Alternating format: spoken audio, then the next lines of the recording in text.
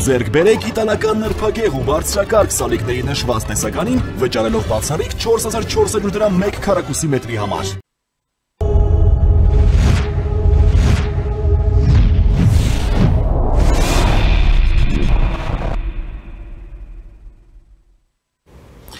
Առաջինի եթերում մանրամասներն են, ես Դավիթ Ստեփանյանն եմ, բարև ձեզ։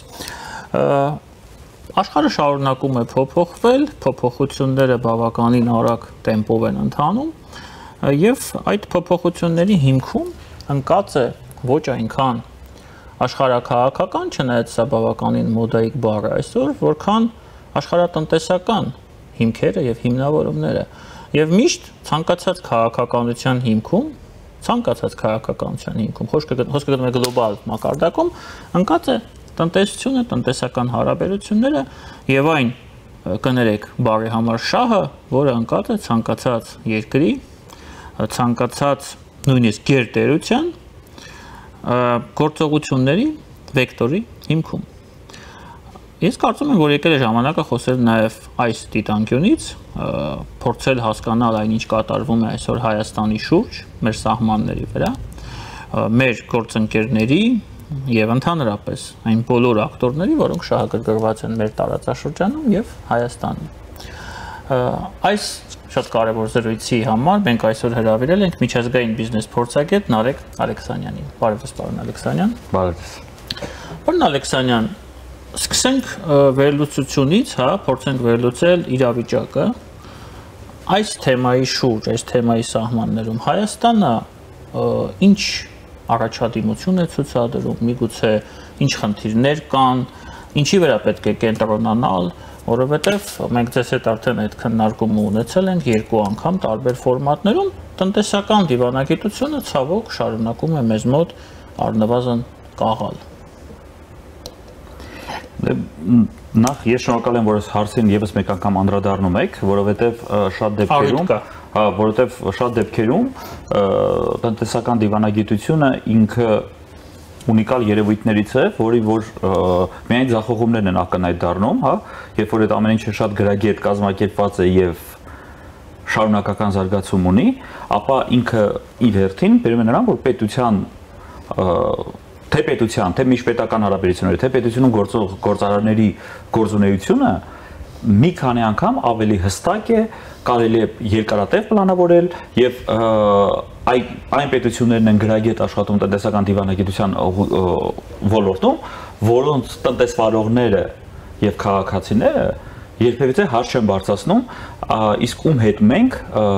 այս ամիս ընկերություն անենք, իսկ ում հետ աշխարհում ես նկատի ունեմ, էլի, ում հետ կռվենք, որովհետև դա շատ կենցաղային մոտեցում է եւ միջպետական հարաբերություններում ինքը նշանակություն, իր դեպ ասած նշանակություն չունի, թե դու ում երբ ես դիմում, դա ընդհանուր համակարգում անլրջության գնահատականներին է արժանանում եւ երկարատև հարաբերություններ քո հետ ոչ ոք չի կառուցում։ Իսկ ինչ վերաբերում է կոնկրետ մեր պետությանը, մենք դե տեսանք, չէ, ինչ կատարվեց հայ-վրացական սահմանին։ Այսինքն կոնյակը, կոնյակի մասին։ Նույն կոնյակը չէր, դա ընդհանրապես ազդակ էր, այսինքն այսօր կոնյակը վաղը կարող է մածունը լինել, մի քանի ամիս հետո կարող է դա լինել, որ մենք տենց մտածել ենք, որ չափից ավել ձեր ծիրանը դուրս է գալիս, մի ծիրանի փուլին սկսվի հետո եւ այլ, Այսինքն մենք ցավոք սրտի շատ հարաբերություններում, շատ ես նկատում հենց կոնկրետ բառեզբուն իմաստով տնտեսական դիվանագիտության ուղղությամբ, շատ հարաբերություններում դարձել ենք ավելի շատ ոնց անենք մեզ չնեղացնեն խաղացողը, որը որ շատ վատ մոտեցում է, որովհետև երբ որ քո միակ գաղափարը ոնց անենք ես չնեղացնեն, որպես կանոն ինչ որ միտեղ նեղացնում են, ու ամենակարևորը այդտեղ զարգացում չկա։ Տեսեք, ինչու համար է կարևոր այս երևույթը մանավանդ փոփոխվող աշխարհում։ Շատ լավ սկսեցիք, Դավիթ ջան, որ ցավոք սրտի նույնիսկ պատմության գրքերում, երբ որ պատմում են այս պետության վրա եւ այլ հարցակում եղավ, պատերազմ եղավ եւ այլ, երբևիցե չեն ասում, որ գիտեք ինչ երեխաներ եւ հարգելի հանրություն, ցանկացած ընդհանուր, աշխարհում ցանկացած պատերազմի հետևում, կանգնած է ինչ որ ռեսուրսի բացակայությունը։ Այսինքն ինչ որ մի բան, ինչ որ մեկին չի երիք է։ Երբևիցե հա, չկա հասկացողություն այն հավեսի համար ինչ որ մեկը մեկի վրա հարձակվի։ Այդպես բաներ չի լինում։ Հա, ինչ-որ բան կա կիսելու։ Իհարկե, ինչ-որ բան կա ու շատ դեպքերում դու չես հասկանում, թե մանավանդ մեծ պետությունները ինչն են կիսում, հա։ Տեսեք, բավականին լուրջ աշխարհում սկսվեց ընդհանուրները, հիմա էլ հասկանում ենք, որ փաստորեն կան հատուկ ինչ-որ հանքանյութեր, որոնք բավականին քիչ են աշխարհում եւ բավականին, հա,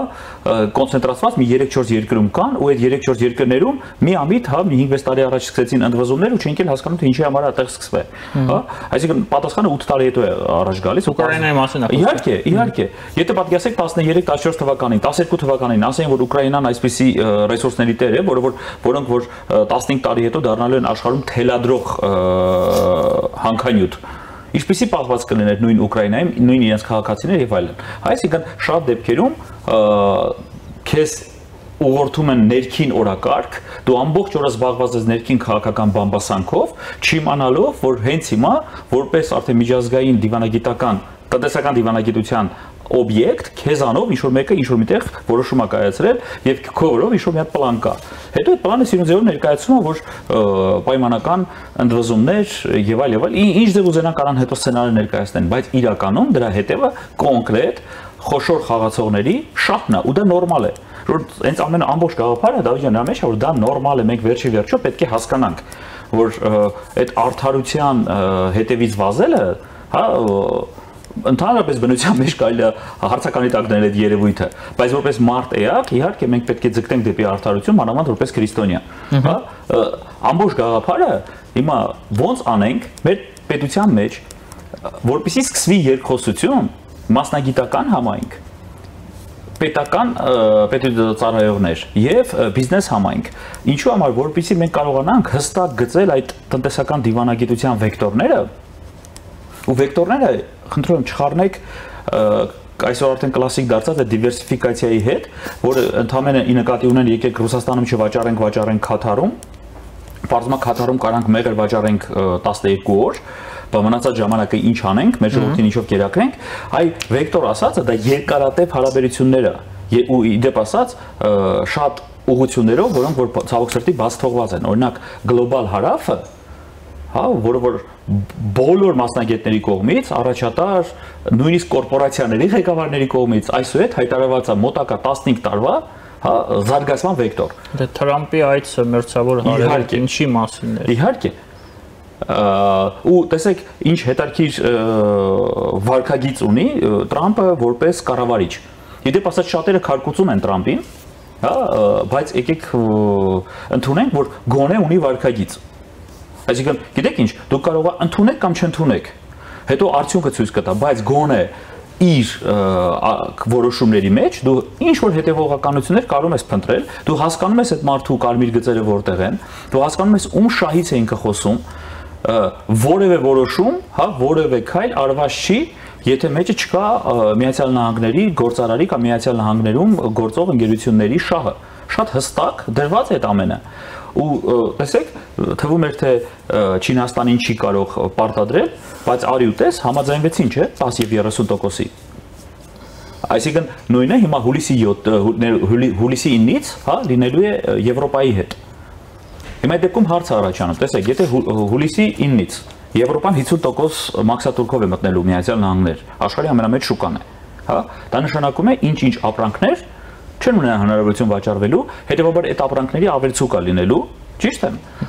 Դեմա եկեք հասկանանք, մենք հիմա ընտրել ենք որպես վեկտոր, տեսեք, հանկարծ չմտածեք եզում եկեք Եվրոպա չգնանք, բայց արդյոք մենք այդ փոփոխությունը հաշվի ենք առել, որ հիմա եվրոպական շուկայում շատ հնարավոր է մոտակա 6-ից 8 ամսվա մեջ ապրանքային ավելցուկ լինի։ Պլյուս դրան միանում է նա, որ արդեն 1 տարի է Եվրոպայում սկսվել է վարկագծի փոփոխություն, ավելի շատ դեպի ավելի շատ են էկոնոմ սեգմենտն են ավելի շատ նախընտրում, քան լյուքսը, իսկ մենք ասում ենք եկեք Եվրոպա միայն լյուքսը վաճառենք, այդ տնտեսական դիվանագիտության տարերն են, երբ որ դու քո արտադրողի, քո գործարարի տնտեսվարողի շահը գրագետ ձևով կարողում ես տեղադրել այն շուկաներում կամ այն հարթակներում, որտեղ որ դու կարողացել ես բանակցել եւ երկարատև հնարավորություններ ստեղծել։ Իսկ մենք մինչև այսօր զբաղվում ենք հետեւյալ սկզբունքով։ Ես լավ հիշում եմ երեխայի տենց սովորացնում էին լողալ։ հա, երբ որ երեխային վերցնում շփրտում են բասեինը։ Ասում են դե սա լողալ կսովորի էլի։ Գիտեք ինչ, այդպես մեր տնտեսվարողները չի կարելի վարվել։ Որովհետև Հայաստանում մենք խեղդվեն, հա? Խեղդվեն։ Իհարկե, դուք մենք իրանց վերցնում ենք եւ նետում ենք մեծ լողավազան եւ ասում ենք դե թող իրանք իրանցով մի ձև տեսնենք, եթե ասում ենք, եթե իրանք որակյալ ապրանք կարտադրեն, եթե իրանք Ժորժան այդպես չի արվում։ Որովհետև Ալեքսանյան, իսկ ինչի իրենք լողալ չգիտեն։ Բացատրեմ, իրենք լողալ գիտեն։ Իրենք լողալ չգիտեն այդ շուկայում։ Շատ կարևոր հարց տվեցիք։ Ու հենց ամբողջ խնդիրը հենց դա է, որ մենք մեր հանդրությանը մոլորեցրել ենք, երբ որ ասում ենք, որ մեր տնտեսվարողները սովորել են անորակ ապրանքներ արտադրել հայաստանյան շուկա, դրանով մենք քարկոծում ենք հայաստանյան պատկամարմինները, որոնք թույլատրում են մեր արտադրողներին անորակ ապրանք արտադրել։ Ո՞նց կարող ես դու Հայաստանում ասել մեր ժողովուրդ, դու գիտեք, որ դուք անորակ ապրանք եք սպառում։ Ոչ, այդպես չի, իրենք խաղում են այն կանոններով, որոնք որ ստեղծված են։ Երկրորդ կարևոր բանը, տեսեք, ծովամթերքի տեսանկյունից հայտարարվեց չէ եվրոպական երկրները ինչ արեցին, հանեցին արգելքը։ Հարգելի Դավիթ, ուրեմն միջև այդ եղել է չէ այդ արգելքը։ Իսկ քանի ոլորտերում կան կամ արգելքներ, կամ խոչընդոտներ, կամ փաստաթղթային հարցեր, որոնք որ մեր տնտեսվարողները չեն կարող դրան պատրաստ լինել։ Ու ամբողջ, քանի որ եկանք շատ կարևոր տեղ։ Եթե մենք պլանավորել ենք գնանք, իսկ մեր համար շատ կարևոր է գնալ լուրջ շուկաներ։ Կլինի Եվրոպա, կլինի Միացյալ Նահանգներ, կլինի արաբական շուկա, դուք պետք է ունենաս ուժեղ արտադրություն։ Այդ ոնց եղավ, որ Լուկաշենկոն 10 տարի կարողացավ Բելարուսում հասցնել ապրանքի որակը այն աստիճանի, որ նույնիսկ Եվրոպայում այդ ապրանքը ընկալվում է որպես որակյալ, չէ՞ ներքին ստանդարտներ գոյություն ունեն։ Հա? Իսկ մեր մոտ մենք բաց թողեցինք այդ իրավիճակը եւ ավելի շատ գնացինք շոուների հետևից։ Շոուասերով ընդդեմ օրինակ էլեմենտար էքսպոները։ Հա, իսկ միգուցե մենք ամեն տարի 10-ից 15 ընկերություններ ISO եւ HASP համակարգեր պարտադրենք դնենք։ Միգուցե մենք հասնենք նրան, որ այն ընկերությունները, որոնք որ մասնակցում են միջազգային էքսպոների Հայաստան տաղավարով, իրենք բոլորը պետք է միջազգային սերտիֆիկացիաներ ունենան։ Բոլորը պետք է ունենան մասնագետներ, որոնք կարողանում են այդ երկրի լեզվով խոսել, տիրապետում են այդ երկրի լեզվին։ Հա, ու մենք կարողանանք ոչ թե վարձկան մասնագետ, որ հենց տեղում քննարկում է։ Սա այդ ամենը, տեսեք, պլյուս դրան ավելացնենք դիվանագիտական կորպուսում աշխատող տնտեսական մասնագետները, տնտեսական դիվանագիտությամբ զբաղվող մասնագետները։ Ժամանակ կար, երբ որ մենք նույնիսկ պաշտոն ունեինք այդպիսի։ Փոխարտգոց նախարար կար, որը զբաղվում էր հենց տնտեսական դիվանագիտությամբ։ Հիմա քանի որ մեզ դա այդ ամենը հետաքրքիր չի, մեր ամբողջ ուժը նետված է ներքին լսարան։ Իսկ աշխարհում հակառակ ֆակտորն է սկսվել։ Քանի որ աշխարհը փոխվում է, նորից սկսվել։ Կլինի արդեն եւ մի Քովիդից հետո կամաց սկսվեց ու ավելացավ այն ընդհանուրները, որ կան աշխարհում տարբեր կետերում, հա, բոլորը սկսեցին բաց խոսալ, բոլորը բաց են խոսում, դրան էլ ավելանում է նաեւ արհեստական բանականությունը։ Այսինքն այն փոփոխվող աշխարհը, որ լինելու է, հա, մենք պետք է հասկանանք, որ հայաստանյան տնտեսվարողը կկարողանա այդտեղ լինել։ Չէ՞ որ դուք պատկերացեք, եթե մենք հիմա պայմանական ամենայն սիրով, հարգանքով եւ մեծ մաղթանքներով դեպի ակադեմիկական քաղաք։ Մենք պատրաստում ենք ակադեմիկական քաղաք ու չգիտենք որ կադրեր են այնտեղ պատրաստվելու,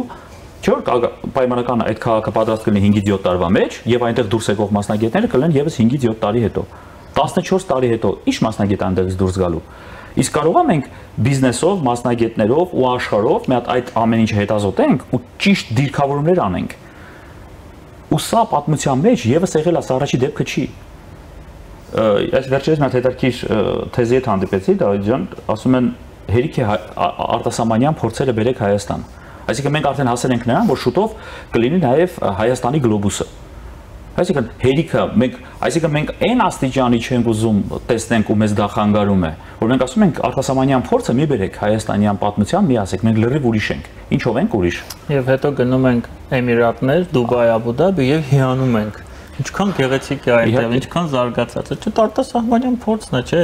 Անապատում հոյ շեյխերը, էմիրները իրենք չեն այդ ամեն ինչը հորինել, միջազգային փորձն է։ Ես դա կընդունեի, եթե մենք ասենք հրաժարվում ենք նաև միջազգային, ուրեմն մնացած պետություններում գործող այլ երևույթներից, օրինակ շքեղ մեքենաներից,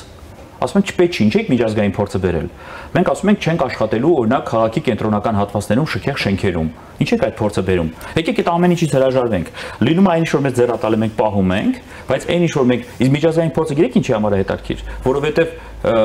ընդհանրապես եկեք նայենք թե ինչ կատարվեց Հարավային Կորեայում։ Ես հասկանում եմ շատ լուրջ աջակցություն կար Միացյալ Նահանգների կողմից, շատ լուրջ։ Բայց եթե չլիներ ներքին կառուցվածքը, եթե Միացյալ Նահանգները միայն Հարավային Կորեային չեն աջակցել, շատ այլ պետություններն են աջակցել, բայց այդպիսի թռիչքային աճեր տալիս են այն երկրները, որտեղ որ արդյունավետությունը դառնում է կարևոր դրոշակը, որտեղ կառավարման մեջ ամենակարևոր գործոնը արդյունավետությունն է, որտեղ դա ու հիմա մանավանդ հիմա արհեստական բանականության միջոցով, հա, որ փոփոխվող աշխարհում, որ ասում ենք, հա, շատ հետաքրքիր երևույթներ են հայտնվում ու միգուցե, հա, դա լինի մեր օգուտը, որովհետև արդեն շատ հարցերում արհեստական բանականությունը կարող է որոշումներ կայացնել։ Ներողություն, չի կարող է ուղղություններ ցույց տալ, բայց որոշում կայացնողը պետք է լինի մարդը։ Մարդը, որը որ որոշում կայացնելուց վերցնում է իր վրա պատասխանատվություն։ Հայց այդտեղ է գալի կառավարման արդյունավետությունը։ Լսելով ձեր վերջին նախադասությունը Նարեկ ինձ մոտ տպավորություն է ստեղծվել, որ ցավոք Հայաստանում պետք է արհեստական բանականությունը որոշում կայացնի, որովհետև որոշում կայացնողները պատասխանատվություն չեն ուզում վերցնել իրենց վրա, հետևապես չեն ուզում այդ որոշումները կայացնեն։ Դուք շատ լավ օրինակ բերեցիք հյուսիսային, հարավային Կորեա, ես միանգամից հիշեցի հյուսիսայինի մասին, երկու տարբեր զարգացման մոդելներ, ամերիկյան, եվրոպական, արևմտյան եւ հյուսիսային սովետական։ Մենք տեսանք ինչի բերեց սովետական զարգացման, կոմունիստական մոդելը եւ ինչի բերեց կապիտալիստականը։ Նույնը կարող եմ ասել դեպի Ճապոնիայի մասով, որը որ 45-ին, երբ որ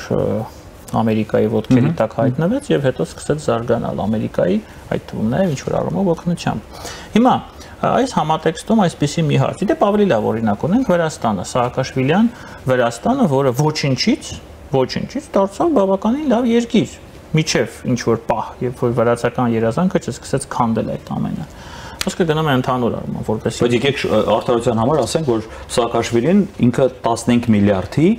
գրանտ բերեց, այլ ոչ թե պարտք։ Ես հենց դա եմ ասում։ Շատ կարևոր է, այսինքն հենց դա եմ ասում։ Վրաստանը իր ուղու փոփոխության համար ստացավ նվեր, այլ ոչ թե պարտք։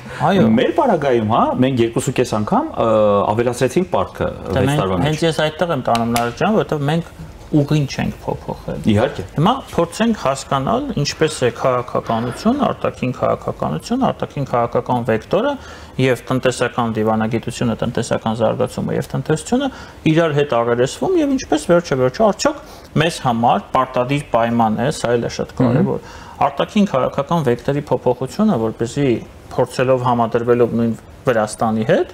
ունենանք ինչ որ արդյունքներ, որովհետև ես ավելի լավ օրինակ բերեմ, օրինակները այնքան շատ են Լեհաստանը դարձել է այսօրվա Լեհաստանը, որովհետև Եվրամիությունից ստացել է այնքան գրանտ եւ տնտեսական օգնություն, ցածր տոկոսով վարկեր, որ այդ ամենը ճիշտ օգտագործելով նրանք այսօր համարյա թե հասել են արևմտյան Եվրոպայի երկրներին։ Հիմա մենք այս պարագայում ինչ անենք։ Արդյոք մեր այս բալանսավորված քաղաքականությունը, երբ վարկերը շալակում ենք մեր վրա, վարկերը հավաքում ենք, բայց գրանտեր չենք ստանում եւ ուղղությունը չենք փոխում, մենք կարող ենք ինչ-որ բանի հասնել։ Փոփոխությունների կարիք ունենք թե ոչ։ Միանշանակ կա այդ կարիքը, ավելին ձեզ ասեմ, այդ կարիքը եթե մի քանի տարի առաջ ինքը ավելի շատ ցանկությունների եւ երազանքների դաշտում էր գտնվում, հիմա մանավանդ գործարար համայնքում դա գտնվում է պահանջների դաշտում։ Ու այո, մենք պետք է լինի փոփոխություններ, ու այդ փոփոխությունները պետք է լինեն կառավարման դաշտում։ Տեսեք, անձերով չի փոխվում։ Ցավոք սրտի մեզ հենց դա էլ են փոխանցում, որ հիմա այս մարդը կգա, միջև այս գանգուր մազերով մարդեր, հիմա տեսեք կգա ուղիղ մազերով եւ ու այդ ամեն ինչը կփոխվի։ Այդպես չի աշխատում համակարգը, ու այն որ մասնագետին դու հարց ես տալիս, իսկ ինչպեսի մոդելով ես դու այս ամեն ինչը կառավարելու, դրանք, այսինքն մենք պիտի գանք հասնենք նրան, որ մեր բիզնեսը, տեսեք, ինքը մի ռիթմով է ապրում։ Բիզնես համայնքը լրիվ ուրիշ ռիթմով է ապրում։ Բիզնես համայնքը ապրում է ռիթմով գոյատևել, մտածել զարգացման մասին, ապահովել այսօրվա ուրեմն քո տեղը, վայրը եւ ինչ որ մի ձև գծել զարգացման վեկտոր։ Հիմա կներեք էլի ուղիղ տեքստով Էլով այդպիսի ռիթմով ապրում։ Մենք պրոստը պատկերացրեք, եթե հանկարծ պայմանական, հա, այ որտեվ ես այտենց հաճախակի լսում եմ, երբ որ այտենց մի հատ մոտեցում կա, ասում են ամեն ինչին դու վատ երանգով։ Բիզնես մոտեցում է, հա, Ժորժ ջան, լավ օրինակ էր Լեհաստանը։ Լեհաստանի կառավարումը հստակ բիզնես մոդելով էր դրված ու ազգային բիզնես մոդելով։ Այո։ Լեհաստանը երբեք չի թողի լեհական ապրանքը ինչ որ միտեղ հանկարծ միամիտ, հա, խոչընդոտվի, փակվի եւ այլն։ Տեսեք, լինելով Ուկրաինայի ամենամտերիմ աջակցողը ամեն հարցով, այս վերջի քանի տարվա մեջ, ինչ արեց Լեհաստանը, երբ որ Ուկրաինայից ցորեն մտավ Լեհաստան։ Երկրորդ շաբաթը փակեց ճանապարհը, որովհետեւ ունի սեփական արտադրությունը։ Դուք պատկերացնում եք, այդ նույն երևույթը լիներ Հայաստանում։ Իհարկե ոչ։ Մենք այդ դա ոնց կներկայացնեինք։ Մենք կասեինք Ժողովուրդ ջան, բայց տեսեք, էժան ցորեն ա եկե։ Որովհետև մեր համար ավելի կարևոր են ընտրություններից ընտրություն, ես վերանտրվեմ, այլ ոչ թե ես ստեղծեմ համակարգեր։ Տեսեք, մենք ունենք արդյոք ազգային բրենդի այդ բույրը, մենք արդյոք հասկանում ենք, որ շատ կարևոր է, որ քեզ ինչ-որ մի բանի հետ ասոցացնեն։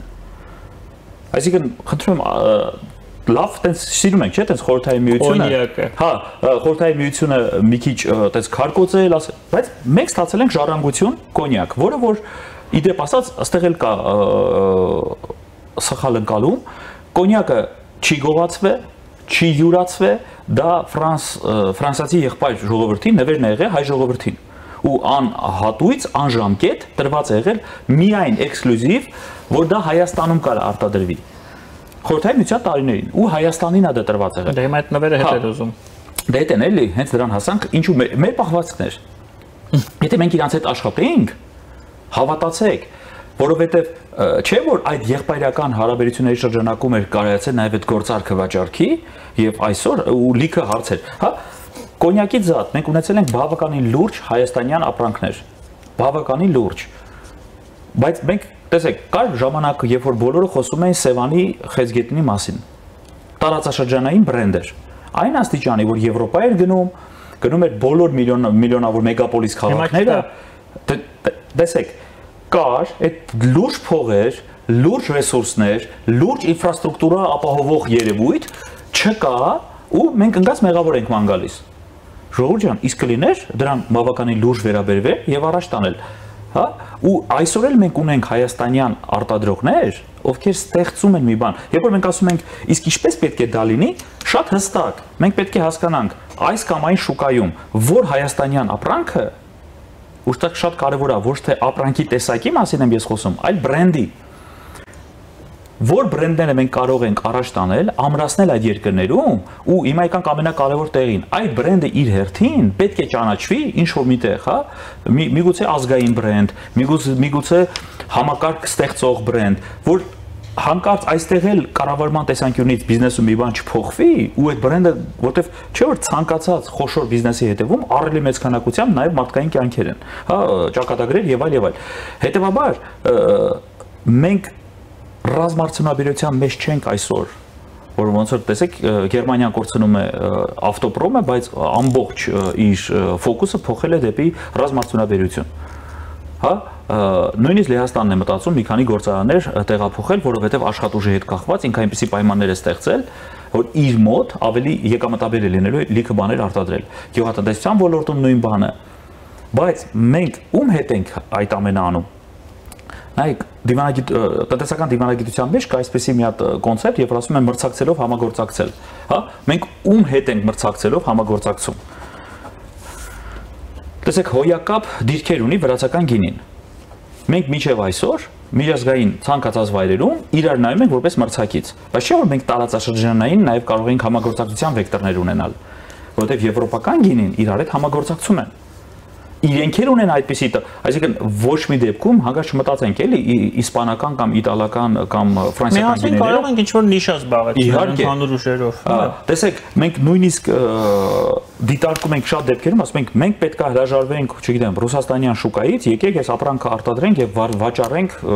Էմիրատներ։ Ժողովուրդ ջան, եկեք հասկանանք Էմիրատներում որ ապրանքն են կարող վաճառել։ Այդ ապրանքը վաճառելուց մենք կարողանալու ենք այդքան մարդ Հայաստանում զբաղեցնել։ Արեք, ես ուղղակի մեր ժամանակը ավարտվում է, մեկ շատ կարևոր հարց մնաց։ Հիմա մեզ կլսեն մարդիկ, կասեն, ինչ եք խոսում, բիզնես, տնտեսական դիվատագիտություն, չգիտեմ ինչ, մենք ունենք անվտանգության խնդիր։ Մեր անվտանգությունը ով է ապահովելու, մեզ ով է փրկելու, հենց հարցը այսպես է լինել, ով է մեզ փրկելու։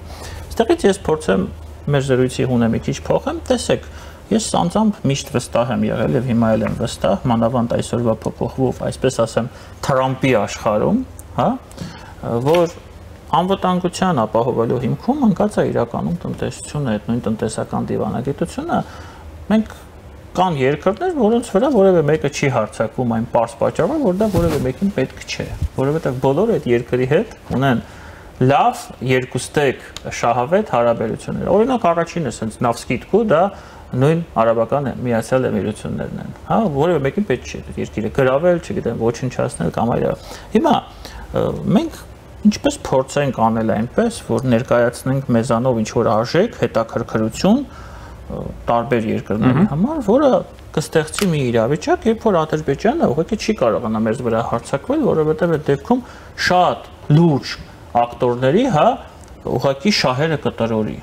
Եվ ինքն էլ կհասկանա, որ դա չպիտի անի։ Այսինքն ոչ թե բանակով պաշտպանվենք, շես բանակ էլ պետք է ունենանք իհարկե։ Շես զինվորը գլակարվի, ոնց էին ասում, մեր զինվորը դուխով է, մեր զինվորը 18-20 տարեկանները, որ այդ 18-20 տարեկանները չգնան չզոհվեն, որ մեզ վրա ուղղակի չհարձակվեն, որովհետև դա ոչ մեկին ձեռնտու չի լինելու։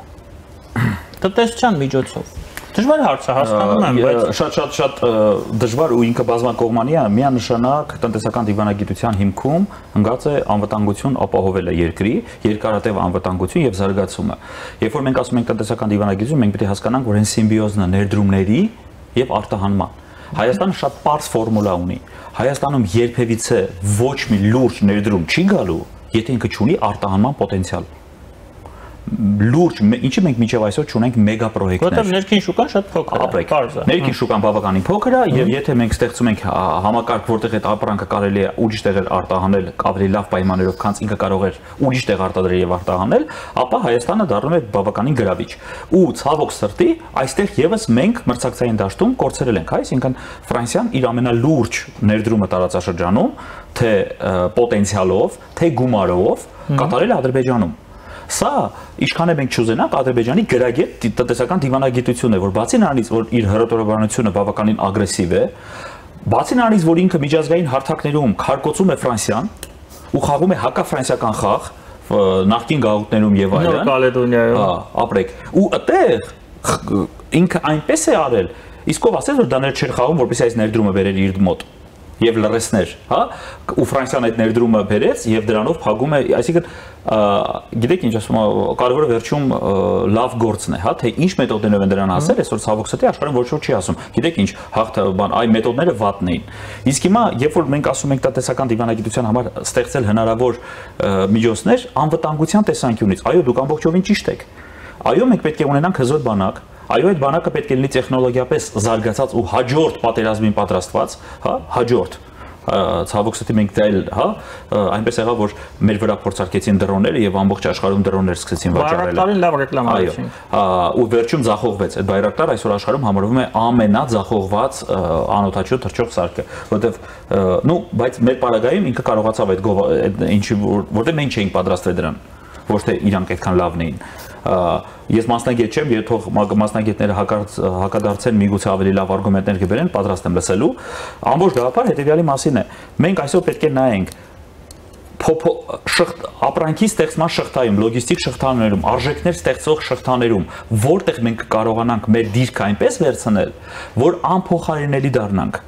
որպեսզի արժեք ստեղծենք։ Ես ընդհանրապես հակի ժամանակը քիչ է։ Հիմա մարդիկ կասեն Ադրբեջանը գազ ունի։ Մենք ինչ ունենք։ Ֆրանսիացիք եկել են Ադրբեջան, որտեղ գազ կա այնտեղ։ Մենք ինչի վրա դա անենք։ Դե երբ որ հիմա այդ մարդկանց եկել ասենք, եթե Ադրբեջանը գազ ունի, Ադրբեջանը ինչի է դնում վերականգնվող էներգետիկայի ամենալուրջ ներդրումներն է կատարում եւ դատա կենտրոններ է իր մոտ տեղափոխում։ Որտեղ հասկանում է, որ գազը մի օր վերջանալու է կամ այդ գազը ուղղակի չեն գնելու մի օր։ Ապրեք, այսինքն ինքը նշանակում է, դա նշանակում է, որ ինքը ուզում է 40 տարի հետո որպես պետություն լինի։ Իսկ մենք նայում ենք, թե ինչի մեզի գազ չինգ է, մենք նորից էլի արդարություն ենք ման գալիս։ Ինչի մեզ, իսկ մենք գազից ավելի լուրջ ամեն ինչ ունենք, հա? Կներեք, մարդկանց քանակով որ մենք հաշվենք, թե ինչքան մենք հանքանյութ ունենք, այդ թիվը բավականին մեծ է։ Մենք Թուրքիայից շատ Հայաստան եկող տուրիստներ ունենք։ անձի վրա, եթե հաշվենք։ Հայաստանում արևոտ օրերը, արևային օրը ավելի շատ են, քան թե Եվրոպայի ամենաարևոտ երկրում Պորտուգալիայում։ Մենք ո՞նց ենք օգտագործում մարդկային գործոնը։ Տեսեք 27-28 տարեկան Մերգելյանին, երբ որ տվել են հնարավորություն իր ինստիտուտը կառուցել Հայաստանում, չեն տվել նրա համար, որ հայեր ու հայերին սիրում էին։ Որտեվ տաղանդներ եւ այդ տաղանդը պետք է օգտագործեին ծառայեցնեին պետության կայացման համար, այն ժամանակվա խորհրդային պետության։ Կամ ատոմակայանը ինչու Վրաստանում կամ Ադրբեջանում չի։ Մենք չենք նշում կոսմոնավտիկայի օր, բայց Գառնինկից կար մի հատ հետարքիր համայն քաղաք, հա, այս մի 7-5 տնով, որոնք որ ամբողջովին մշակել են, աշխատել են կոսմոտեեզերքի ծրագրերի հետ։ Ամբողջ գաղափարը հետեւյալն է, այսօր աշխարհը ավելացրել է, ես համարում եմ ամենաառաջին քայլը, որտեղ մենք կարող ենք դիրքավորվել, մենք պետք է մեր բարեկամ Ֆրանսիայի հետ ասեն գիտեք ինչ կա բարեկամությունը շատ լավ է Twitter-ում հայերեն գրելը շատ լավ է մենք ձեր կողքին ենք եկեք մենք ֆրանսերեն գրենք բայց կլինի այն բյուջեները որ դուք կրկնապատկել եք ու տասնապատկել եք ռազմական բյուջեները կլինի գիտահետազոտական կենտրոնները կամ ինչ որ մտք բանով Հայաստանում բացվեն ինչու որտեղ դա մեզ կտա հնարավորություն այն ճանապարհով ոնց որ Իսրայելը կարողացավ ամրանա Միացյալ Նահանգների անվտանգության բյուջեների հաշվին մենք է կայանանք Եվրոպայի, որտեղ Եվրոպան այսօր հայտարարել է եւ գնում այդ ճանապարհով, կտրուկ ավելացնում է իր ռազմական բյուջեները եւ այդտեղ միանշանակ պետք է լինելու միտք։ Մենք գոնե կիմանանք մեր երեխաներին ու մեր կրթական համակարգը որ կողմ ուղարկենք ու դա միգուցե հարգելի Դավիթ մեկ կոմպոնենտ ընդհանրապես կարող է դառնալ անվտանգության հաջորդ կոմպոնենտը շատ կարեւոր է ճիշտ օգտագործել մեր ջրային ռեսուրսները Այսօր Հայաստանի ջրային ռեսուրսները ոչ թե տանջուրը, հա, որտեղ մենք խառնել ենք իրար ջրային ռեսուրս ասում ենք, հանգրում ենք խեշ-պուլպուլակների հետևից, այն ինչ որ Երևանի բրենդինգն է, դրե փակել ենք, յանում ջուր ենք բանանում, էլի խնայում։ Չէ, դրա մասին չի խոսքը։ Այ գետերը, սարերը եւ այլ ջրային ռեսուրսների լուրջ կառավարում պետք է կատարվի, որովհետեւ եզակի ռեսուրսներից է աշխարհի երեսին, որը որ գնալով իր հանդեպ առելի մեծ դեֆիցիտ է առաջանալու, որովհետեւ գյուղմթերքի տեսանկյունից եւ այլն Եվ ամենավերջում եկեք մի հատ շատ կարևոր տեղ գնանք այդ դատա կենտրոնները մենք ասում ենք մենք ուզում ենք դառնանք բավականին լուրջ գիտահեն եւ Ժողովուրդ ջան այսօր հանկարծ Ադրբեջանը իր մոտ տեղադրեց դատա կենտրոններ աշխարհի եւ իսկ այսօր արդեն բանակցում է եւ արդեն նախագծերը կան հա այստեղից սկսած մի 200 տարի ոչ ոք չի ուզելու լսի Հայաստանի ոչ մի կապրիզ որովհետեւ բոլոր պետությունների դատան ինչ որ մի ձև կապված է լինելու Ադրբեջանի տարածքի հետ։ Հետևաբար մեր համար էլ չէ շատ կարևոր դա ճիշտ գրագետ կառուցել, ինչու ոչ, օգտագործելով նույն արևային էլեկտրաէներգիա, մենք ասում ենք հզոր ատոմակայան որ կառուցենք։ Ինչ ենք անելու այդ էլեկտրաէներգիան։ Եկեք փոքրը կառուցենք։ Իսկ կարող է մենք աշխարհին համար պայմաններ ստեղծենք, որ դատա կենտրոնները կամ էլեկտրաէներգիա օգտագործող մեծ քանակությամբ արտադրությունները Հայաստանում լինեն, այն ինչ որ սպասարկում է ՏՏ ոլորտը, հա Եվ մեր թող խոշոր ատոմակայան լինի եւ այդ ատոմակայանը նաեւ մեր ինչու ոչ անվտանգության գործոն է։ Իսկ մենք գնում ենք այն ճանապարհով, որ ասում են կարող է մի օր էլ ասենք ատոմակայանը մեզ պետք չի։ Հա, եկեք, որտեվ ես վախ կա, հա, այդ արևի պարագան, արևից երբ որ մենք խոսում ենք, հարգելի Դավիթ, դա մենք պետք է գիտակցենք, գիշերը արև չկա։ Դե պարզ է, իհարկե։ Որտեվ մենք սա գանք ասենք նրանք, ասենք եկեք մենակ ցերեկը ունենանք։ Գիշերն էլ թող ինչ ուզում ա լինի։ Շատ շնորհակալ եմ ձեզ Նարեկ հետաքրքիր զրույցի համար։ Մեր հյուրն էր միջազգային բիզնես փորձագետ Նարեկ Ալեքսանյանը։ Քիչ անց մենք շարունակենք մեր աշխատանքը։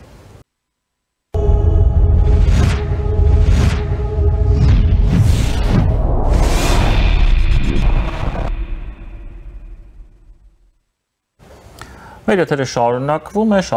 է հարցազրույցով, մեր հյուրն է ժողովրդավարության եւ անվտանգության կենտրոնի ղեկավար Արնոլդ Բլեյանը։ Բարև ձեզ, պարոն Բլեյան։ Բարև ձեզ։ Պարոն Բլեյան, Հանուն Հանրապետություն կուսակցությունը հանդես է եկել մի նախաձեռնությամբ, որի նպատակն է Հայաստանից հեռացնել Հ-2 ռուսական ռազմաբազան։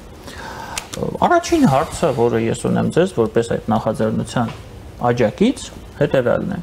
Ինչու Հայաստանին այլևս պետք չէ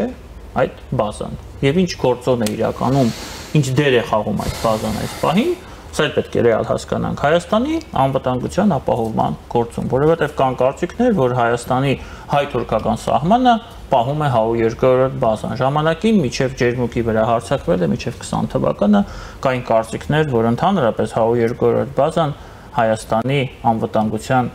երաշխավորն է բոլոր սահմանների պերիմետրով։ Այո, իդեպ բազայի պայմանագիրը երկարաձգվել է, հենց այն պատրվակով նաև, որ ընդգրկի նաև ամբողջ հայ-ադրբեջանական սահմանը։ Եվ մենք այստեղ պետք է հասկանանք ի վերջո թե ինչի համար ենք ուզում հանենք դուրս 102-րդ ռազմաբազան եւ որպեսզի հասկանանք թե ինչու ենք ուզում հանենք, պետք է հասկանանք իսկ ինչու էր դա մեզ պետք։ Նախ պետք է հասկանանք 102-րդ ռազմաբազան, մենք այդ բազային տարեկան վճարում ենք, փաստորեն մենք մեր անվտանգությունը, սահմանային անվտանգությունը, տարածքային ամբողջականության պահպանումը outsource ենք արել, պատվիրակել էինք կամ արտապատվիրակել էինք 102-րդ ռազմաբազային հիմնված 97 թվականի պայմանագրի վրա եւ մենք վճարել ենք դրա համար եւ ի տարբերություն օրինակ այլ երկրներում որտեղ բազայի սեփականատեր հանդիսացող երկիրը վճարում է այդ բազայի համար տվյալ երկրին Ղրղստանում, մնացած տեղերում, նույն Ադրբեջանում, միջև իրենց այնտեղից հանելը այս պարագայում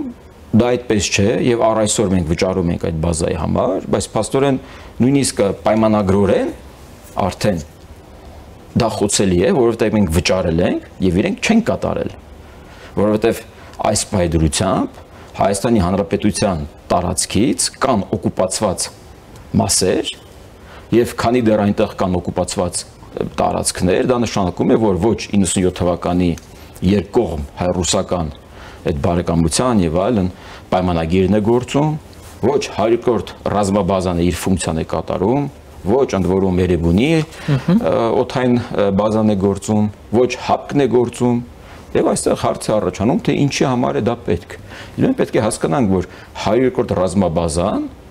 այո, դա ոչ թե Հայաստանը պաշտպանելու համար է, այլ դա Ռուսաստանի Դաշնության իմպերիալիստական, նեոիմպերիալիստական, նեոկայսերական այդ նկրտումներն սպասարկող բազա է։ Եվ 102-րդ ռազմաբազան ոչ թե ապահովում է Հայաստանի Հանրապետության անվտանգությունը, այլ ինքը բուն սպառնալիքի աղբյուր է։ Եվ այստեղ մենք հարցեր ունենք, թե ինչի համար պետք է շարունակենք վճարել հարկատուների գրպանից այդ բազայի համար, երբ իրենք իրենց ֆունկցիան չեն կատարում։ Այսօր կա ողջամիտ քաղաքացի, ով հավատում է, որ Թուրքիան ենթադրենք ուզում է գրավել Գյումրին եւ վախում է ռուս սահմանապահներից։ Հարցորական հարց է։ Դուք պատկերացնում եք Ռուսաստանի Դաշնությունը պատերազմի մեջ մտնի, ռազմական ուրեմն արճակատման մեջ մտնի Թուրքիայի հետ, այսօր հանուն Հայաստանի Հանրապետության տարածքի։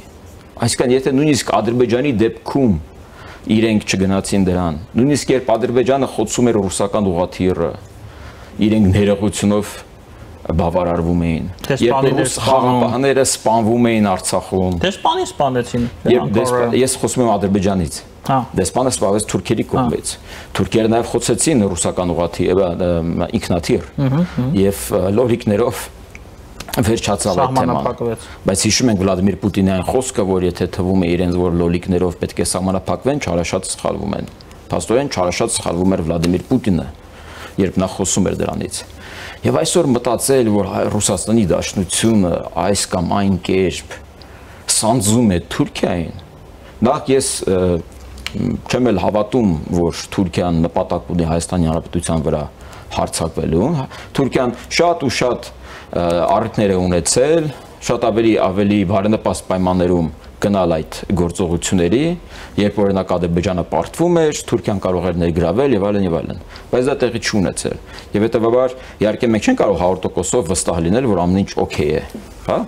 որովհետեւ այսօր ընդհանրապես դժվար է ինչ որ մի բանի վրա վստահ լինել։ Բայց վստահ լինել, որ ռուսները պաշտպանում են, դա նաիվության գագաթնակետ է։ Արցախից հետո մանավանդ։ Արցախից հետո, ջերմուկյան դեպքերից հետո, դրանից առաջ երկու անգամ 21 թվականին, երբ մենք ներխուժում ունեցանք, առաջին ներխուժումներն ունեցանք 21 թվականին։ Այսօր շատ են խոսում Ռուսաստանը զբաղված Ուկրաինայում, այդ իսկ պատճառով նա չկարողացավ հավուր պատշաճի պաշտպանել հայերին, ուրեմն 22 թվականի սեպտեմբերին։ Բայց ներեցեք, այդ ամենը սկսվել էր դեռ 21 թվականի մայիսին, հետո նոյեմբերին։ Իսկ դրանից առաջ արդեն փարուխ հանձնվում էր Արցախը, երբ չկար որևէ ուկրաինական թեմա։ Իհարկե, Ուկրաինայի հետ իրանք արդեն խնդիրներ ունեն 14 թվականից սկսած, բայց լայնամասշտաբ պատերազմը դեռ չէր սկսվել։ Պարոն, դուք նշում եք, որ նաև վտանգ սպառնալիքների աղբյուր է երկրորդ բազան, կոնկրետ ինչ սպառնալիքների մասին է գնում խոսքը։ Եկեք փաստենք, որ որտեղ կա Ռուսաստան, այնտեղ կա քաոս, այնտեղ կա աղքատություն, այնտեղ կա հակաժողովրդավարական գործընթացներ, եւ Հայաստանում էլ մենք տեսել ենք, որտեղ կան ռուսական ներկայություն, այնտեղից մենք ունենք վտանգ։ Օրինակ ներքին հանդում, որտեղ կային ռուսներ եւ որտեղ չկային եվրադիտորդներ, այնտեղ մենք ունեցանք ադրբեջանական հարձակում բոլորին վերջերս։ Եվ երբ մենք ամբողջությամբ արդեն ապառուսականացրեցինք հայ-ադրբեջանական սահմանը, հայ-ադրբեջանական սահմանը դարձավ ավելի անվտանգ։ Դուք պատկերացնում եք, հայ-ադրբեջանական սահմանի ապառուսականացումը ավելի ապահով դարձրեց այդ սահմանը։ Որքան տրիվիալ է, չէ՞ հնչում, բայց փաստն արձանագրում է, որ դա հենց այդպես է։ Եվ մնացած բոլոր դեպքերում այսօր օրինակ մեր ամենախոցելի մասը դա մեր տնտեսությունն է, մեր էներգետիկ ոլորտն է եւ մեր կախվածությունը, ահռելի կախվածությունը Ռուսաստանից։ Այսինքն երբ մենք մտնում ենք, ավելի շուտ երբ մեզ մտցնում են, պարտադրված մտցնում, տանում մտցնում են ձեռքից, վզից բռնած, տանում մտցնում են մաքսային միություն, նախկին ԵԱՏՄ։ Իդեպ դա պայմանավորելով անվտանգության նկատառումներով։ Այո, Արցախի հայկական լինելով։ Ես իդեպ մասնակցել եմ, երբ Ելք-Դաշինքը նախաձեռնել էր ազգային ժողովում այդ լսումներ, որպեսզի դուրս գանք ԵԱՏՄ-ից, ես մասնակցում եմ եւ հանրապետականները եւ մնացած մաս կազմող պատգամավորներ, ընդ որում նաև տարատեսակ փորձագետներ, մասնագետներ գալիս խոսում էին, որ ԵԱՏՄ-ն դա նաև լրացուցիչ անվտանգային հովանոց է Արցախի համար, Հայաստանի Հանրապետության համար։ Այդ նույն մարդիկ, որոնք այսօր ասում են, որ Նիկոլը Ղարաբաղը հանձնել է Թուրքին։ Այսօր Մարիա Զախարովան բացեբաց հայտարարեց եւս մեկ անգամ, հերթական անգամ, որ Ղարաբաղը Ադրբեջանի մաս է։ Ընդ որում եկեք հանուն արդարության ասենք, որ 91 թվականից, երբ անկախացան հանրապետությունները, չկա որևէ հանրապետություն, որ երբևէ կասկածի տակ է դրել ադրբեջանական հանրապետության տարածքային ամբողջականությունը։ Արան վերադառնանք 102-րդ բազային, որքանում ես հասկանում եմ, ինչ որ X պահից սկսած Հայաստանի ղեկավարությունը սկսեց շարժվել հետևյալ տրամաբանությունով, որ Հայաստանի սահմանների ղեկավարումը, այլևս չպետք է իրականացվի ձեր նշած outsource-ի հիմքերով, սկզբից Զվարթնոցից, ապա ռուսականացվեց, հետո հայ-իրանական անցակետը, հիմա խոսում են սահմանի մասին։ Հայ-թուրքական անցակետում հայերեն միայն կմնաց։ Հայ-թուրքականում, այո, որը դեռ չի գործում, հուսանք կգործի, հիմա հայ-թուրքական սահմանում են մնացել եւ 102-րդ բազան։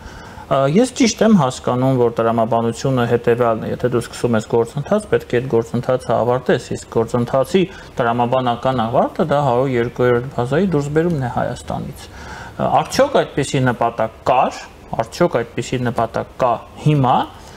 եւ որքանով է համահունչ այս իրավիճակի հետ հանուն հանրապետության կուսակցության նախաձեռնությունը։ Ես չգիտեմ, թե արդյոք իշխանությունն ունի կոնկրետ 102-րդ ռազմաբազայի դուրսբերման ծրագիր, բայց այն, որ ամբողջ Հայաստանի Հանրապետության երկայնքով սահմանապահությունը իրենք ուզում են ուրեմն հաստատել իրենց ձեռքում, հայերի ձեռքում, դա ես ունեմ այդ տեղեկատվությունը եւ կարծում եմ, որ հաջորդը պետք է լինի հայ-իրանական սահմանը։ Թարապես ռուսերի տեղակայումը հայ-իրանական սահմանին, դա լրիվ անեկդոտային իրավիճակ է։ Այսինքն իրանցիներին են պաշտպանում հայերից, թե հայերին են պաշտպանում իրանցիներից։ Այստեղ հարց է առաջանում, չէ՞։ Դա հասկացանք, հայ-թուրքական սահմանում ենթադրաբար ինչ որ վտանգ կա, իրենք այնտեղ տեղակայվել են, որպեսզի պաշտպանեն հայ-թուրքական սահմանը։ Հայ-իրանական սահմանը ումից են պաշտպանում։ Մեզ իրանցիներից, թե իրանցիներին հայերից։ Ոչ, իրենք պաշտպանում են իրենց կայսերական նպատակները։ Եվ 90-ականներին երբ էլի պարտադրվեց իդեպ տարատեսակ Վազգեն Մանուկյան, միտինգ եւ այլն բան, հետո ստիպած Տեր-Պետրոսյանը գնաց եւ ընդունեց այդ ամեն ինչը։ Նույն սցենարը, նույն 90-ականներից գործել է։ տարատեսակ բախումներ, տարատեսակ ցույցեր եւ այլն, պարտադրանք, Ղարաբաղյան պատերազմ, այս կանեք, չեն կանի եւ այլն, Տեր-Պետրոսյանը համաձայնում է, գալիս շարում են հայերանական սահմանին։ Եվ հայերանական սահմանը օկուպացվում է։ Ես համարում եմ այն օկուպացված սահման։ Անոնց եւս մեկ հարց, իրականում 102-րդ բազան Հայաստանում գտնվում է դեռ սովետական միության տարիներից, այդ կերպ էր կոչվում, եւ այստեղ կար հստակ նպատակ, կար Սարը պատերազմ, Թուրքիան ՆԱՏՕ-ի անդամ է, Սովետական միություն, Սարը պատերազմ, սա երկու, գերտերությունների սահմաններ։ Հիմա այդ գերտերությունը, Սովետական միությունը չկա, Սարը պատերազմը չկա, Թուրքիայի հետ արճակատում Ռուսաստանը կարծես թե չունի։ Հակառակը։ Էրդողանը եւ Պուտինը ունեն ինչ-որ քիմիա իրենց մեջ, լավ եղբայրական հարաբերություններ ունեն։ 102-րդ բազան Ռուսաստանի տեսանկյունից։ Ռուսաստանը ինչին է պետք Հայաստանում։ Նպատակը ո՞րն է պահում։ Ներկայություն, առաջինը ներկայություն, երկրորդը պահպանում են Հայաստանը։ Դա նվազեցնում է Հայաստանի ինքնիշխանությունը։ Ռուսական ցանկացած ներկայություն Հայաստանի Հանրապետությունում նվազեցնում է Հայաստանի Հանրապետության ինքնիշխանությունը, սուվերեն քայլերի գնալու իրավունքն ու ունակությունը Հայաստանի Հանրապետության։ Այս դրա համար են իրենք այնտեղ տեղակայված։ Նամանավանդ եթե մենք հաշվի ենք առնում, որ իրենք շատ լուրջ աշխատում են Վրաստանի ուղղությամբ, դեռ պարզ չէ թե ինչպես կավարտվի ուկրաինական պատերազմը, դա իրենց համար պլացդարմ է, որպեսզի հնարավոր այլ ռեգիոնում տեղի ունեցող ռազմական գործողությունների դեպքում իրենք կարողանան օգտագործել իրենց 102-րդ ռազմաբազան։ Եվ այստեղ Հայաստանը դիտվելու է որպես միջնորդ։ Իդեպ 2008 թվականին առ այսօր վրացիների մոտ կասկած կա, որ 2008 թվականին, երբ Ռուսաստանն հարձակվեց Վրաստանի վրա ոչ թե հակառակ կերպով, 102-րդ ռազմաբազան գործի է դրվել։ Ես թերահավատ եմ, կարծում եմ, պետք է փաստենք, որ Սերժ Սարգսյանը կարողացավ հնարավորինս զերծ մնալ այդ ամենից եւ նա փորձեց նաեւ շատ լուրջ հարաբերություններ ձևավորել Սաակաշվիլի հետ, հիշում եք, ԵՊՀ-ում իրեն շքանշան հանձնեցին եւ այլն։ Մի խոսքով,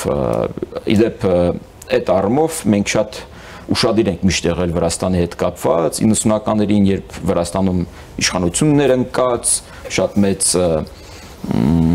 ցանկություն կար որոշ շրջանակներում, որպեսզի գնան եւ զավթեն ախալ քալաքը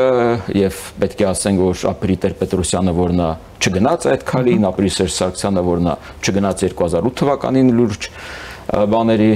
թերևս կարողացան գտնել ինչ-որ դրական բաներ այդ մարդկանց մոտ, բայց այո, 102-րդ ռազմաբազան սպասարկում է Ռուսաստանի նեոկայսրական շահերը եւ այդ նեոկայսրական շահերի մեջ Հայաստանի Հանրապետություն գոյություն չունի։ Վրաստանի Հանրապետություն գոյություն չունի։ Թարապես Մոլդովա, Ուկրաինա, Ղրղստան, մնացած պետությունները, որոնք շատ հեշտ են կլանվում, համեմատաբար իրենց տարածքներով, ինչի չեմ ասում Ղազախստան կամ Ադրբեջան, հասկանալի է, որ այնտեղ կան պատրոնաժներ, Չինաստան, Թուրքիա եւ այլն, բայց մեր պարագայում շատ հեշտ է ամեն ինչ։ Եվ հետեւաբար մենք մաս չպետք է կազմենք։ Ընդ որում վարչապետն է խոսել դրանից, եթե կհիշեք, երբ նա ասել էր, կարծեմ ազգային ժողովում, որ այլ պետություններում Հայաստանում ռուսական զինված ուժերի ներկայությունը դիտվում է որպես սպառնալիք։ Տեսեք, պարոն Բեյան, Եվրաքվեի կամպանիայի շրջանակներում մենք Գյումրի էինք գնացել, դուք էլ էինք այնտեղ, ինձ մի տարեց մարդ մոտեցավ, ասաց, «Ստուվ, որ եկել եք ստեղ պրոպագանդում եք Եվրոպա, Եվրամիություն, վաղը որ ռուսները գնացին 102-րդ բազան, մեզ Թուրքից ով է պաշտպանելու»։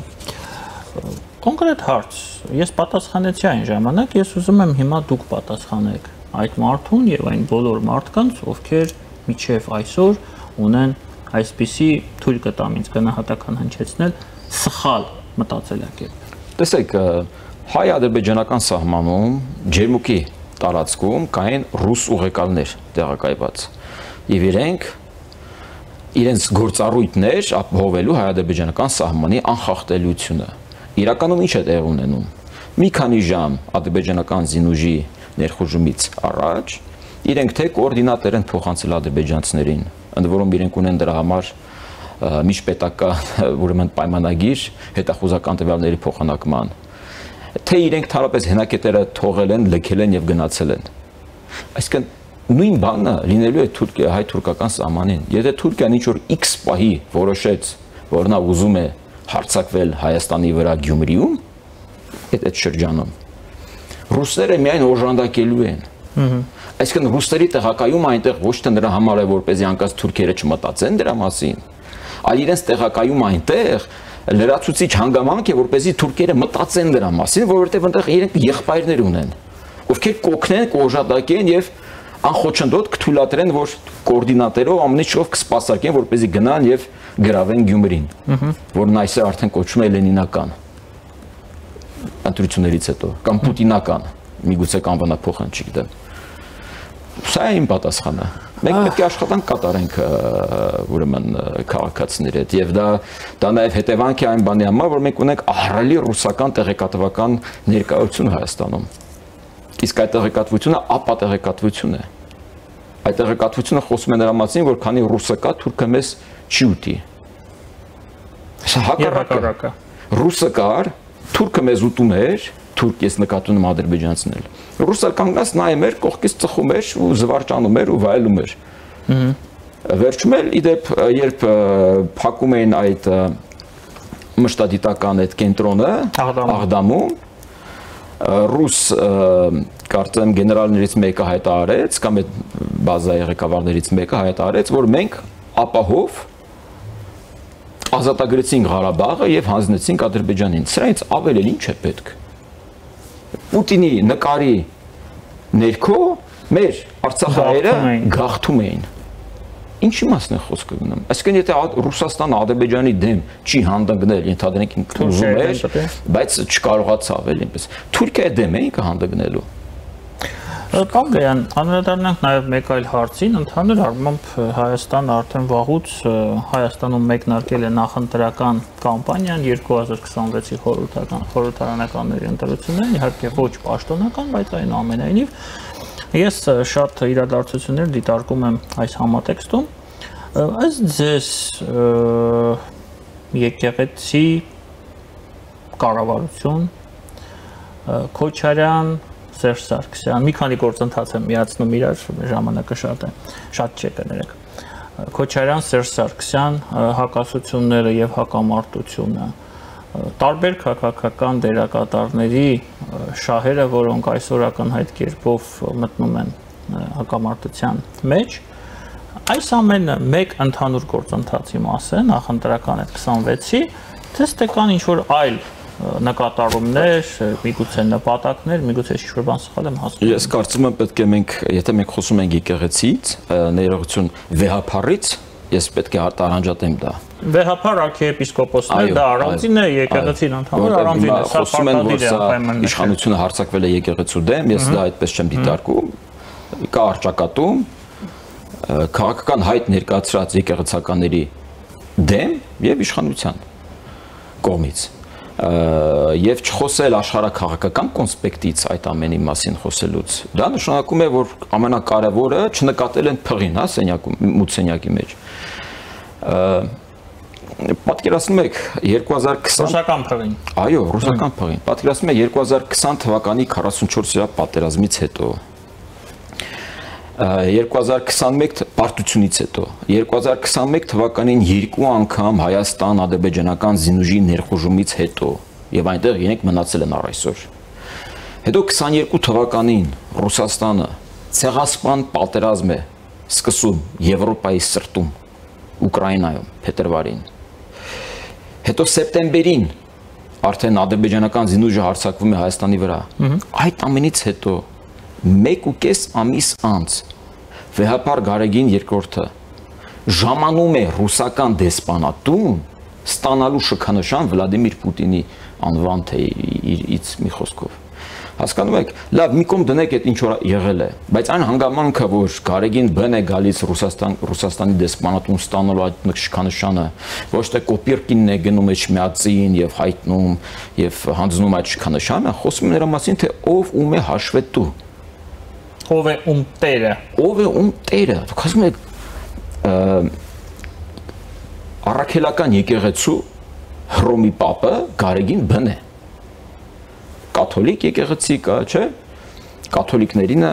Հռոմի պապն է։ Եվ ինչ որ դեսպան, եւ ինչ որ դեսպան իր դեսպանատանը ընդունում է եւ նա այդ հպարտությամբ ընդունում է։ Սա արդեն վկայություն է այն հարաբերությունների էության եւ աստղի, որը կա։ Այո։ Եվ մենք առ այսօր չենք տեսել որևէ լուրջ գործողություն կամ կոչ վեհապարի կողմից ուղղած ռուս խաղապահներին այն ժամանակ կատարելու իրենց գործառույթները, պաշտպանելու Արցախահայերի բնակչությունը, կամ օրինակ կոչ, որ խաղաղություն տիրի Հայաստանի եւ Ադրբեջանի միջև, որ եկեք բանակցենք, դիմենք Կիրիլին, թուրքական Ինչու ոչ գործողություն։ Երբ որ հայերը դեռ Արցախում էին, այդ վեհապարը, արքիեպիսկոպոսները ինչով էին զբաղված։ Արցախի թեմի առաջնորդը ինչով էր զբաղվում։ Իրանք դիմադրության շարժմանն էին մասնակցել։ Իրենք իրենց կոչն էին հայտնում, իրենց ոգեկոչման կոչն էին Ադրբեջանի դեմ, ասենք պատկերացնում եք այդ բանի ժամանակ, բլոկադայի ժամանակ, իրենք ասում են պետք է դիմադրենք։ Սա խոսում է նաև նրա մասին, դեպ բոլորին վերջերս էլ իմացա, պարոն Աթանեսյանն ասում, որ 19 թվականին Շուշից տեղափոխվում է ուրեմն Ստեփանակերտ։ Ես շատ մեծ կասկածներ ունեմ, որ իրենք նախապես իմացել են, որ Շուշին կարող է ընկնի, բայց Ստեփանակերտը կմնա։ Կարծում եմ ռուսական պլաններում չկար, որ ամբողջությամբ պետք է Ղարաբաղը հանձնվի Ադրբեջանին։ Պլանը հենց կարեն, ինչ որ 20 թվականի նոյեմբերի 9-ին թղթի վրա հենց էր իրենց պլանը։ Փոխվեցին, իրավիճակ փոխվեց, Ուկրաինայում իրենք եւ այլն, հա։ Եվ իրենք նախապես արդեն նախապատրաստվել էին։ Թե չէ հոգևոր կենտրոն համարվող Շուշից նույն չէ գնում, իսկ հիմա Շուշին համարվում է մուսուլմանների հոգևոր կենտրոնը։ Տեսեք, Բանդեյան, երևի թե վերջին հարցը, սա տրամաբանական հարց է, որի պատասխանը ես չեմ կարող գտնել։ Լավ, Սերժ Սարգսյան, Ռոբերտ Քոչարյան, եկեղեցու իշխաններ, հա? Հայեր են, չէ՞ բոլորը։ Հայեր, ղարաբաղցիներ, կարևոր չի որտեղից։ Հիմա փաստորեն ստացվում է, որ այդ բոլորը քաղաքական դերակատարները, եկեղեցին, որը քաղաքական հայտ է ներկայացրել, պաշտպանում է Ռուսաստանի շահերը։ Իրենք տեսել են, չէ՞, Արցախում ինչա տեղի ունեցել, չէ՞, դուք մանավանդ ասում եք Շուշիից տեղափոխել են Ստեփանակերտ, 99%-ով գիտեին իրականությունը ծանոթ են։ Բայց քանից հետո չեն իրենք Ռուսաստանի շահը պաշտպանում մեր երկրում, փող ունեն, շահ ունեն, ֆինանսական շահ ունեն։ Իշխանությունը պահելու շահ, եթե խոսքը գնում է այդ եկեղեցականների մասին, իրենց եկեղեցական իշխանությունը պահելու շանս ունեն, շահ ունեն։ Բա երկիր է։ Նաև հրաման։ Ինչ են իրենք արել երկրի համար։ Չէ, վաղը եթե Հայաստանը չլինի։ Ապոկալիպտիկ սցենար է, բայց այնպես ինչպես Արցախը չկա։ Հա, իրենք կմնան։ Ենթադրենք Սյունիքը գնաց Ադրբեջանին, այս մի քանի մասը դարձավ Արմենսկա գուբերնիա, իրենք էլ կմնան Արմենսկա գուբերնիայի եկեղեցականների հետ։ Այնպես ինչպես դարերով եղել են։ Այո, ինչ է եղել իրենց որ ոչ ոք իրենցից հարկեր չեն պահանջի, քաղաքական ուժերներ կնշանակվեն գուբերնատոր, գուբերնատորի տեղակալ եւ այլն եւ այլն։ Կոռուպցիա, մնացած բաները։ Իրենք չունեն պետականության զգացում։ Իրենց հայրենիքը մայրենիքը Ռուսաստանն է։ Իրենց հայրենիքը Հայաստանի Հանրապետությունը չէ։ Իրենց գործողություններում չկան պետությանը միտված, պետականության ամրապնդմանը միտված քաղաքականություն, հասկանում եք։ Օրինակ մենք ունենք իշխանություն եւ ազգային ժողովում ընդդիմություն, չէ՞, բայց մենք չենք կարող ասել, որ երկուսն էլ պայքարում են հանուն Հայաստանի Հանրապետության, ուղղակի իրենք այլ պատկերացումներ ունեն։ Ստացվում է, այնպես է ստացվում, որ այդ պետականությունը, ինքնիշխանությունը մի բան էլ այդ ձեր նշած, իմ նշած իրանք զզվում են, խանգարող գործոն է։ Զզվում են իրանք այդ երևույթից։ Իրանք սովոր են, հիշում եք դասականն ասում էր, միշտ մեկի լծի տակ ապրել ենք։ Դե եկեք ռուսի լծի տակ ապրենք, էլի։ Այո, ավելի լավ չի ռուսի լծի տակ ապրենք։ Էդ է իրանք պատկերացրածը։ Լուծ պետք է լինի, իրենք դրանց տակ ապրեն։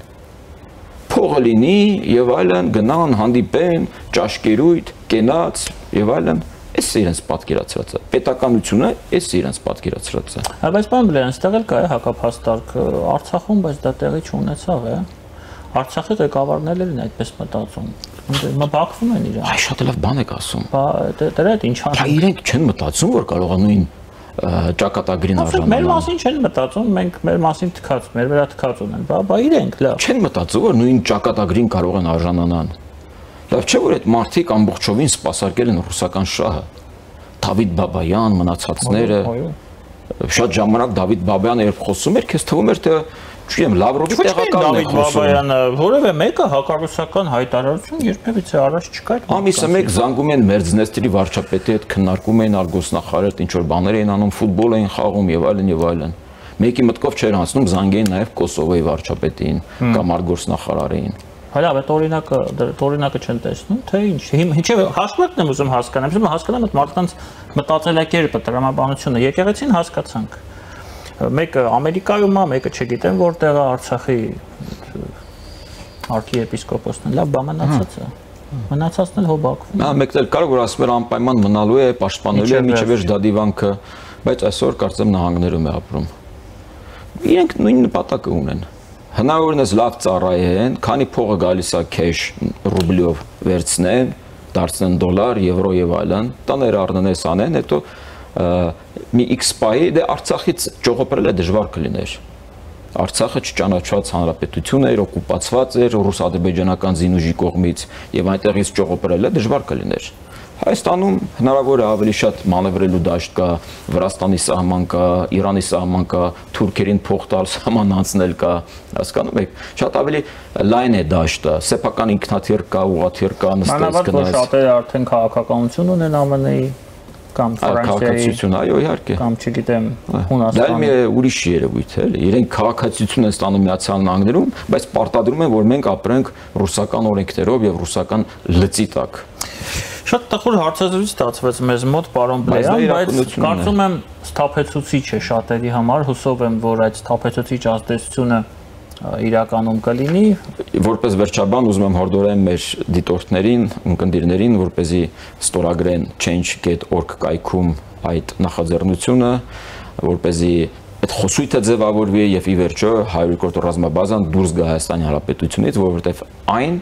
վտանգ է Հայաստանի Հանրապետության պետականության համար եւ սովորական քաղաքացու համար։ Եվ դա այն քայլերից մեկն է, որի միջոցով մենք կարող ենք խուսափել այս դեստրուկտիվ սցենարների իրագործմանը Հայաստանում, որը ցավոք չեն կարողացել խուսափել Արցախում։ Շնորհակալ եմ ձեզ, պարոն Բլեյան։ Սիրով։ Մեր հյուրներ ժողովրդավարության եւ անվտանգության կենտրոնի ղեկավար Արնոլդ Բլեյանը, քիչ անց մենք կվերադառնանք եւ շարունակենք մեր աշխատանքը առաջինի եթերում։